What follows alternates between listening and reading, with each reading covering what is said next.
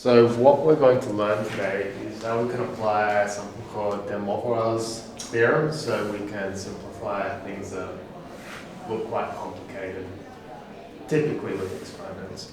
So the Moivre's theorem relies on the polar format, and the simplification we can do with polar form that has exponents on it.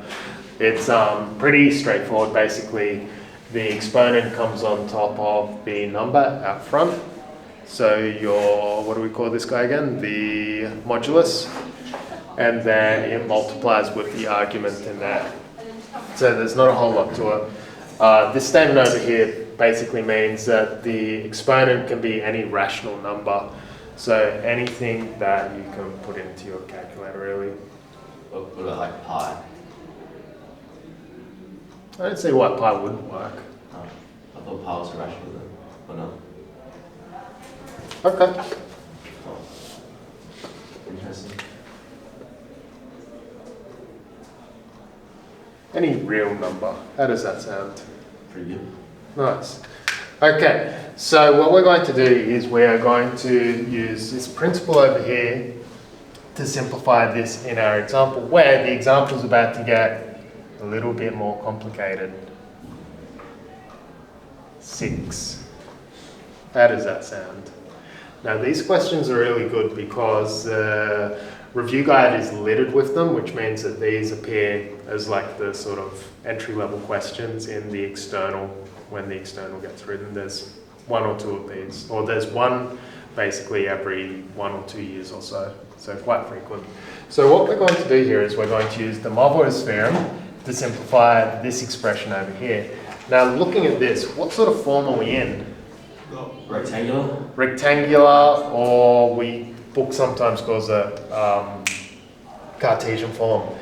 Can we use the Moivre's theorem if we're in rectangular form? No. No, so what should our first conversion be? Get to polar form? Yeah, move to polar form. To move to polar form, we have the real component and the imaginary component. We first need to figure out what our modulus is going to be.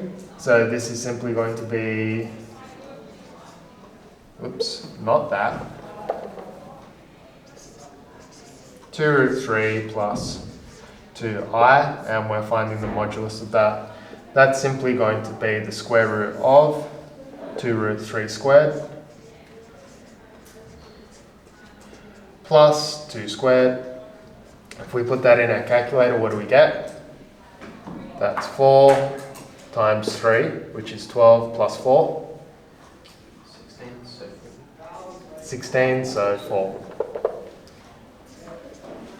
Next, we need to figure out what our argument would be. N theta, we R N C I S, N theta bracket. N theta.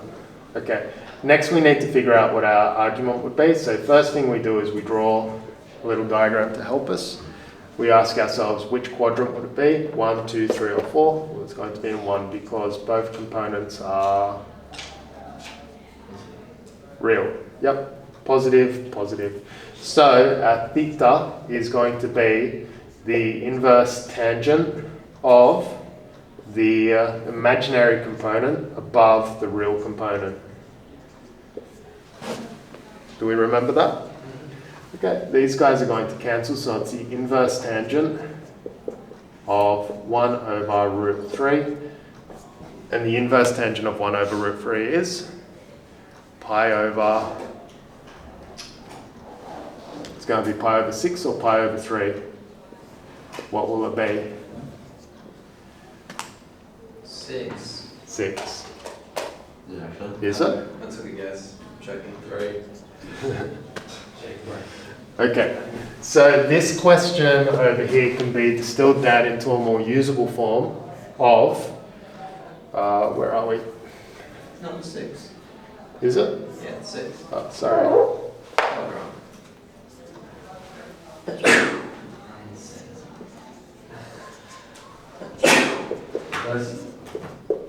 You just trying to take credit.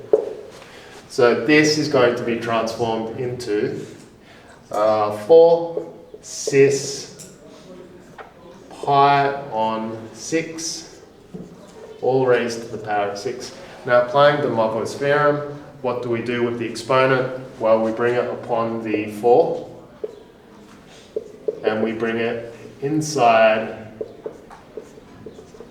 the argument here to multiply it by 6. And funny enough, these cancel. It's almost like the example was chosen. Do you just leave it as 4 to 6? Okay. So we've simplified, but can we simplify further? Think of the argument we have here. Yeah, probably could because you've got pi. Pi. What does cosine of pi equal? -1. -1. What does the sine of pi equal? 0. 0. So 4 to the cos, 4 to the 6 times 1 plus 4 to the 6 times 0, they cancel. 4 to the 6, and 4 to the power of 6 is? 4096. 4096.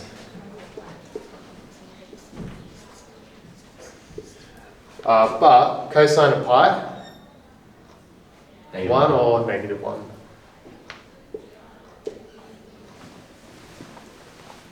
So we discovered that 2 root 3 plus 2i, 4 to the power of 6, is that over there. Much simpler, isn't it?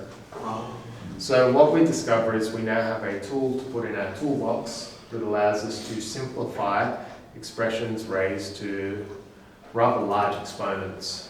So to the power of 6, to the power of 7. We could even do negatives. Again, these often pop up in the external.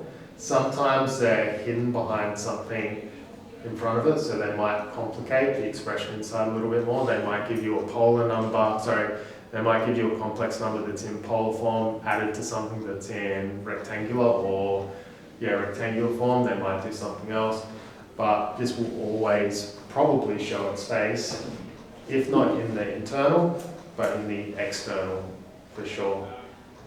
Any questions? When's the test? Next week on Friday. Should have been there. We got heaps of time. Next week. How much lessons or revision is that though? Just 0?